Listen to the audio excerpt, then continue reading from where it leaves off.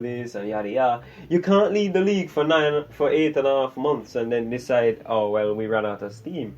I mean, they can still win it, and I really do hope they do. Some of Ferguson's records shouldn't be touched, but if they don't, it's successful based on their positioning. But they didn't win anything. I mean, what did they win? What did they win? I mean, they couldn't even win their customary FA Cup or even get into the Carabao semi-finals. It's disgraceful from Arsenal. Actually, I think Wenger would be really really pissed off right now because if he brings his team into this position, he ain't backing down at the end just because he got one injury. But Arsenal battling the league. City may win it. It's down to United and Real Madrid as the good football clubs to say football. Right, fair enough. And moving on from them, and another set of steaming bottle is Barcelona.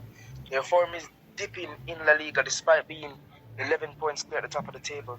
They are currently facing a huge crisis as in the last 6 or 7 games they've only managed one win. Jackson, can you see Madrid somehow managing to climb back from the depths to win La Liga after the season that Barcelona has been having? Listen, if Barcelona do that, then I will give all credit to Arsenal because that would be the best battle ever, especially since it's Madrid. And I'm a Madrid supporter when it comes to La Liga. Oh my God, can you imagine? Can you imagine even all the Barca accounts on Twitter who are always slagging us off? Oh my God, they'll all deactivate, man. I can't wait. But I don't think they'll battle it now. I don't think there's enough cadets in the league to stop Barcelona. They might win the league by single digits instead of double digits, which it was nearly. But, I still think they'll win the league, but it doesn't matter. Doesn't matter. No one cares about La Liga that much anyway. Alright, fair enough. Let's see if Barcelona can hold on for the last couple of games of the season. Moving on from them and to the Champions League predictions. Now, I know I touched on it in your segment, but now we want to go more in depth with this whole sort of situation as it relates to the Champions League. Jackson, there's a small chance that the winner of this Champions League will be an underdog team, a team that has frequently won it, or a team that is excellent but have never won it. Jackson, I want an in-depth analysis, not just your prediction. You have to tell me why do you think, how do you think the results are going to go in the semi-finals? We're not even talking about the finals yet.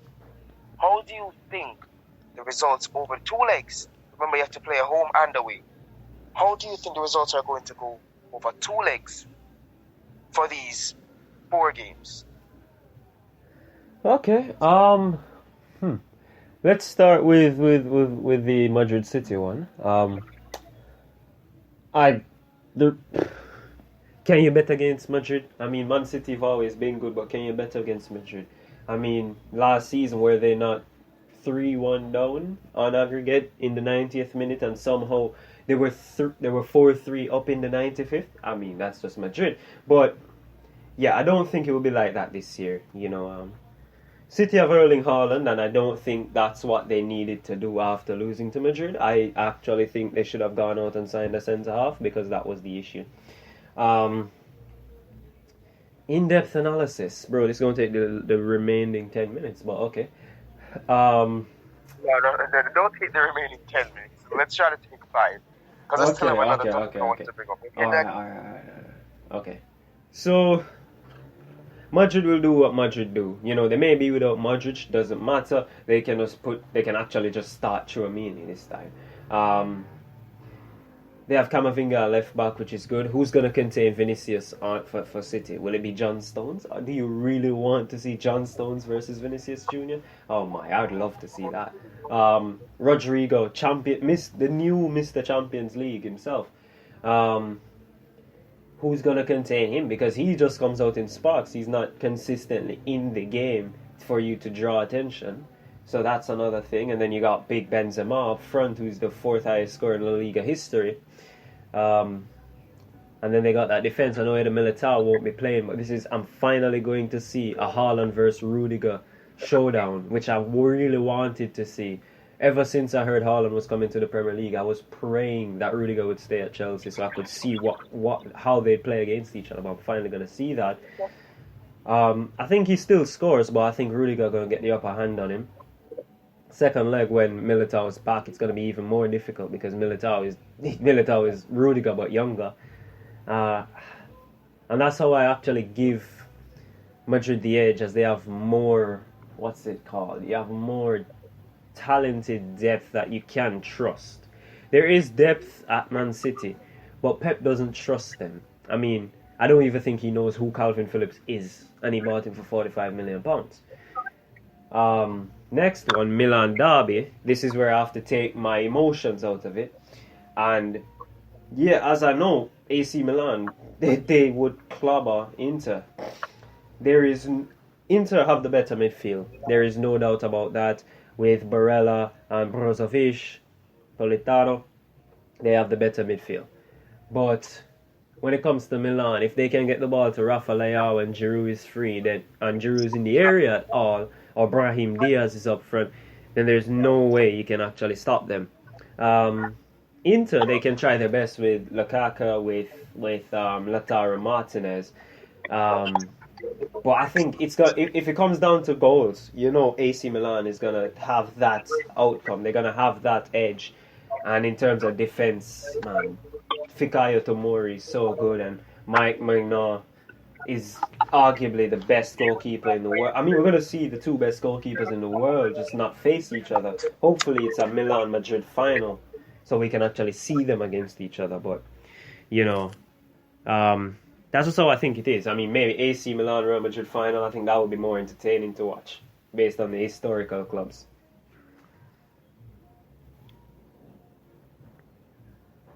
Enough. You heard it here first, folks. Inter versus Real Madrid in the final. I didn't say Inter, I said AC. I think it's actually Madrid versus AC Milan, but I did say we'll AC. see. Are you deaf? What? Yeah, I say Milan. You know how it works. Inter is Inter and AC Milan is Milan. Yeah, but we know that AC is the original Milan, so I call them Milan. Yeah, that's what why I said. Inter It's is going to be called Milan Madrid. Internazionale. We always say Real Madrid. We don't just say. When we say Madrid, we speak about Real Madrid. Bro, there are many people that don't even know Atletico, much less to differentiate. Sorry, fair enough. Moving on. Still AC Milan and the Madrid in the final. But moving on from that, and we go to the final topic today, and it's the Ballon d'Or prediction.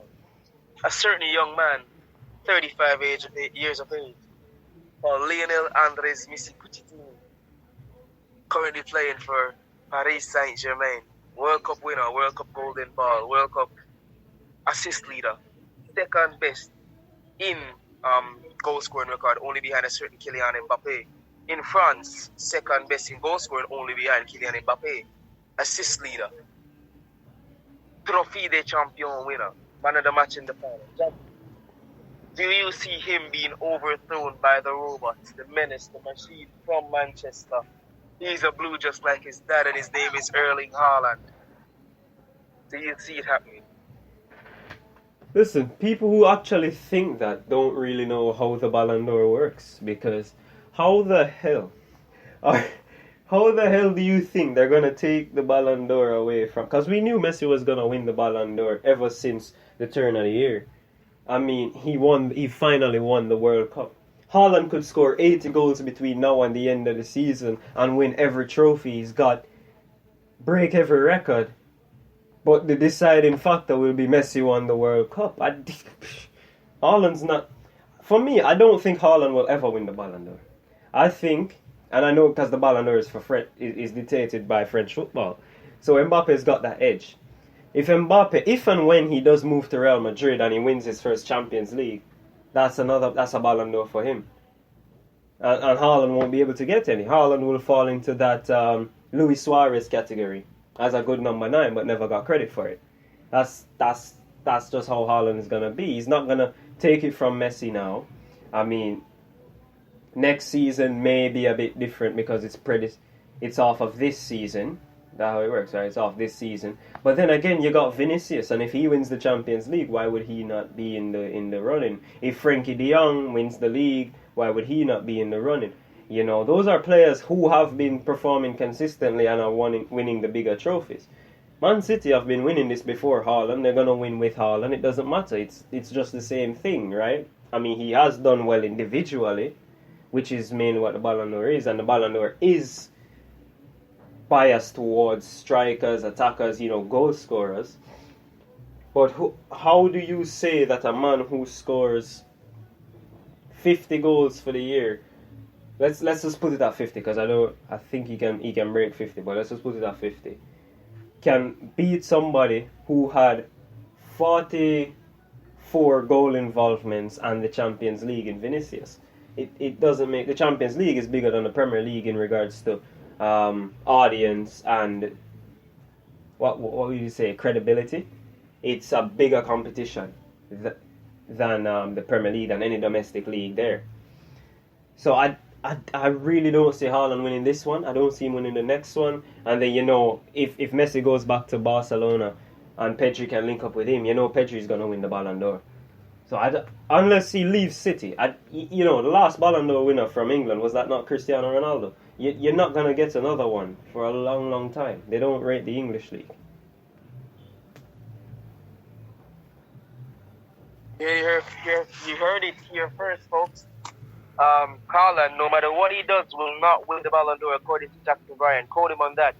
But that is it today for GD Sports Transfer Roundup. I know we're cutting a little bit close to time, so I'll turn over to Jackson. Jackson, is there anything you want to say before we wrap it up? Yeah, we're not really running that far on time, you bloody idiot. I'm kidding, though. Yeah, we got about 2 minutes. No, I'm just saying that we'll be back, as per usual. We'll try to cover the sale business, even though I'm not the economics guy. Also, transfers are gonna come up. I'm actually gonna hit up you know who and see if we can find out any information. Jude Bellingham to Real Madrid, 120 million euros. I think I was saying this from episode 3 or something like that. And shout out to, you know, our guy, his aunt in the hospital.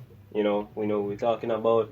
She'll pull through. I'll get a message through to you afterwards. I know your family already went there. I'm gonna just get a diagnosis myself from the doctor in charge. So yeah. And we're gonna see you next week. Again, shout out to the promoted team. Shout out to those getting relegated, because you can actually look like good players next year, you know? Fair enough. Yeah, man.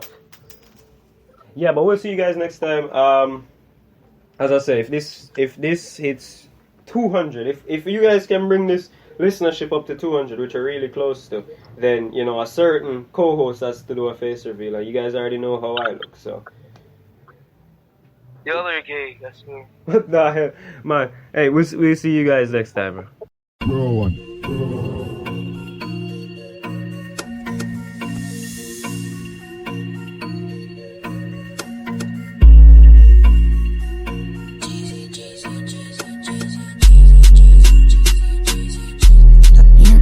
Jeezy Sports, tune in for the offline tour.